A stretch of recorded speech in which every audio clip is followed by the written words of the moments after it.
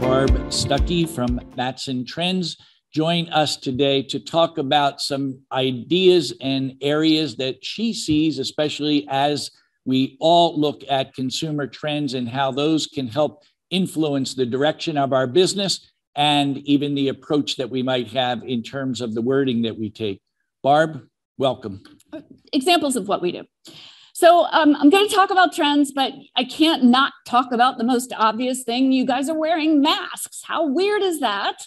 That the last time I spoke at this conference was in 2017. If someone had told us we'd be sitting in a conference room with masks on, we would have laughed. We said, we don't do that in this country. Well, not everybody does it these days anyway, but we've got almost 2 years of pandemic that have influenced food and beverage. And so you can't not talk about it. It's got this impact on global culture, behaviors, and social habits. And so it really, we know what it's done so far. We can only speculate, and we are going to speculate today, on what's going to happen in the future with everything that happened during this crazy global pandemic.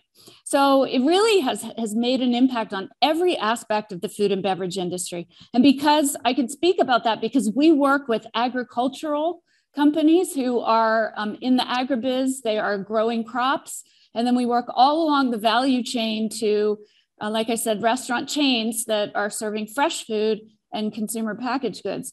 So everything has been upended and changed and turned around. So we like to say in the food business that oftentimes the food business is, we can be lemmings. We kind of follow what the next guy did or what the other guy did. But man, the speed and adoption of change, specifically last year in 2020, was incredible. We have never seen it like that. And so it was driven by social media that I'll talk about, the use of technology. And then we had this whole government thing that was going on, very political, mistrust. People were afraid of illness and death. And there was this political and social unrest going on. So that 2020 was this crazy, crazy year with everything going on. And really, I mean, if you think about this pandemic, whatever trend was out there, kind of taking baby steps, the pandemic kicked it. That trend's off and running. So that's kind of how we're viewing some of these things that we're going to talk about today. And I have 10 of them. So I'm going to go through them. Do we have a counter timer? You can keep me honest. Keep me honest. All right.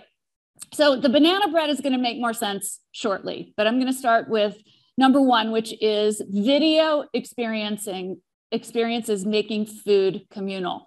Also, we just got off of a video call at a conference that would also probably not have happened in 2017. So we have become incredibly comfortable with this technology in a way that we weren't before the pandemic.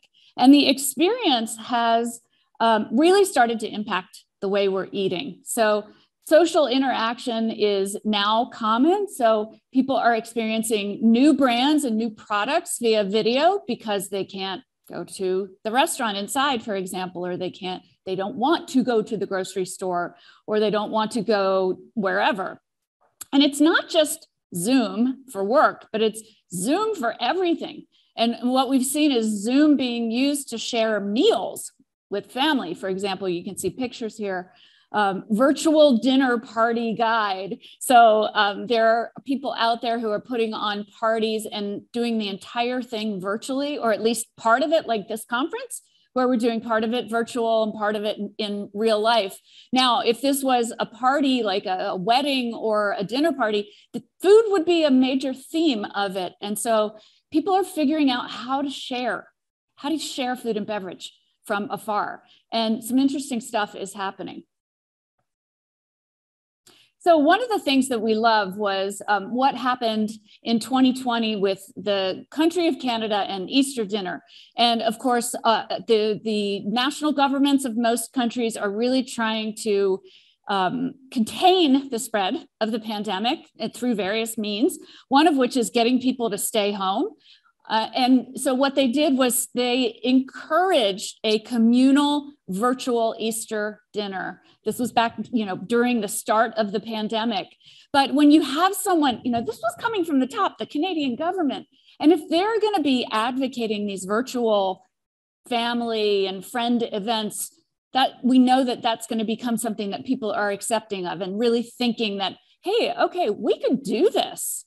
We can certainly get together just to share video-wise instead of having to travel. This really makes the video the hero of these events.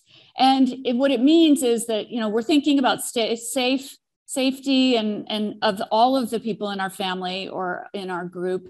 And we're going to have this nice experience, but it's not going to make anyone uncomfortable or potentially make them sick. Okay, so the other thing, and I'll refer to this a couple of times, I have a house up in the wine country in Northern California, and so I'm a little wine centric.